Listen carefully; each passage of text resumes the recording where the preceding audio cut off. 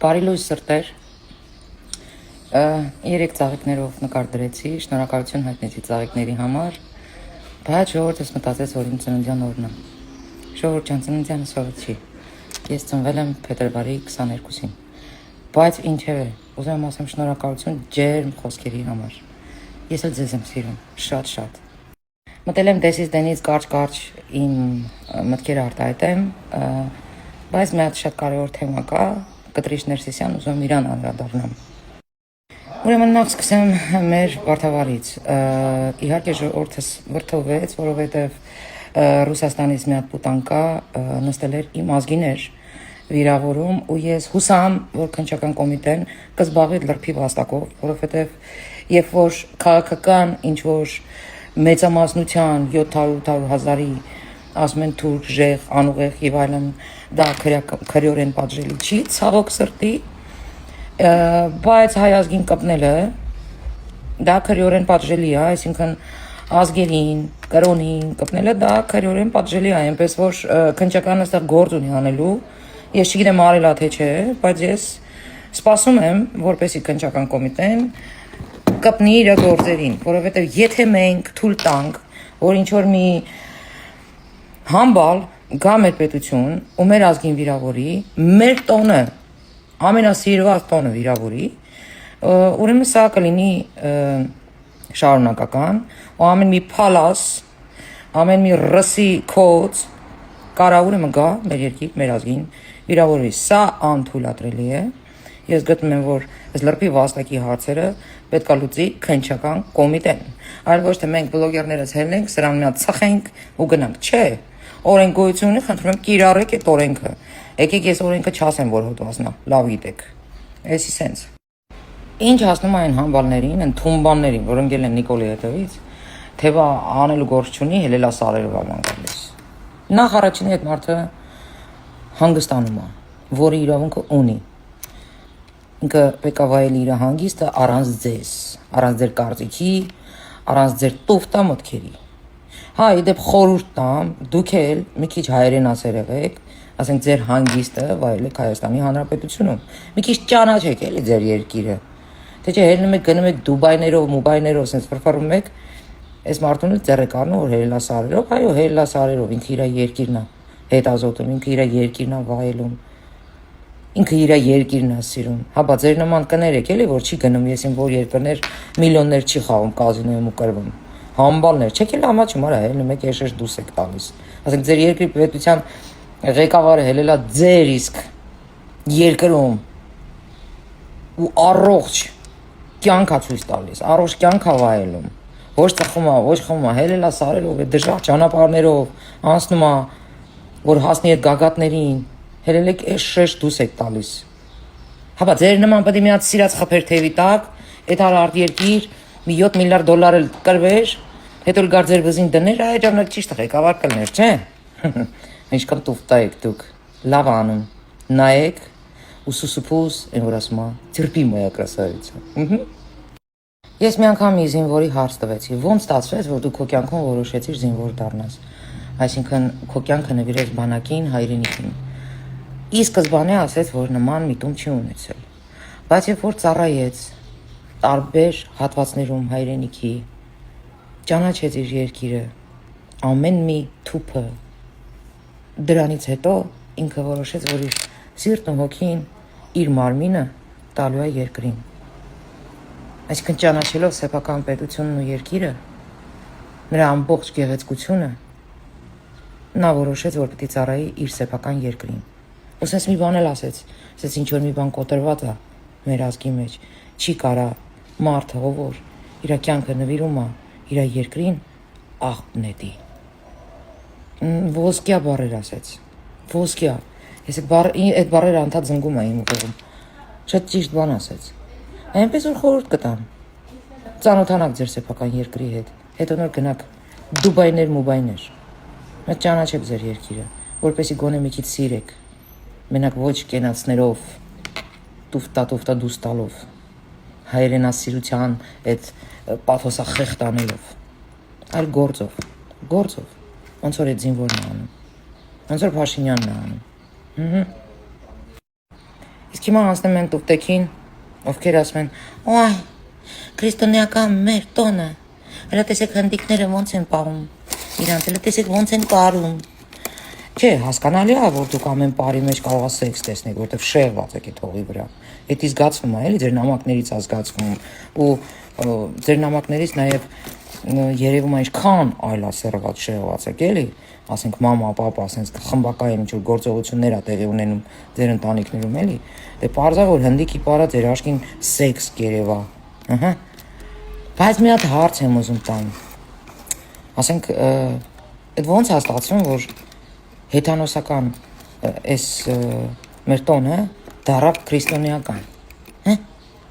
Այն տրնդեզներ սարքիկ իբր քրիստոնեական։ Ու տենց լիքը հեթանոսական բաներ ունենք, թե մենք հեթանոս ենք եղել, ալո գարաժ։ Մենք մինչ քրիստոնեություն ընդունելը հեթանոս ենք եղել, հայ ենք եղել, ճոգի, առանց եկեղեցու, հայ ենք եղել, պատկերացնավլիայիցի։ Հա։ Հիմա ես ուզում եմ հասկանամ, այս կտրիչ է որ կա, այս բռնապետը եկեղեցու։ Ասենք ինքը տեղյակ է, որ իր ժողովուրդը вообще գիտելիք չունի այդ առումով, հա։ Դե իրան էդի չի երաշխում։ Ընդհանրապես, ընտրություններից առաջ մենք տեսանք կտրիչը, իր եզառաստը Մոսկվայի, ինչ գործողություններով էին զբաղված, ինչերով էին զբաղված։ Ու հիմա էլ ներքին sense մի հատ կռիսական խմբակ է ստեղծում Հայաստանից դեմ։ Ջա, մենք գիտենք, կտրիչ դու ինչ պլաններ ունես։ Ուզում ես sense մի հատ սրբադասվես, չի ստացվելու։ Դու նվաստ չոք ես քայլելու ես ազգի դեմ։ Մենք հիշում ենք, դու ինչեր արեցիր ընտրություններից առաջ, ինչ քայլերի գնացիր։ Շատ լավ եմ հիշում, անգամ այս ճանապարհների, Վրաստանի ճանապարհի մասով, մեր ապրանքների մասով, ինչ ներդրումներ ունես դու։ Ամեն ինչ պարզ է, թե քո Սամոյի արածները, թե քո արածները,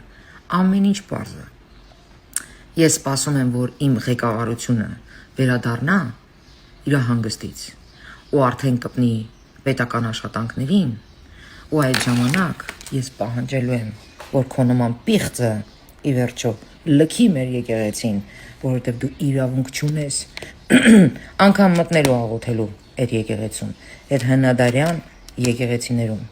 որոնք վստահեցին քեզ, իսկ դու պաղծեցիր ոնց կարողացար։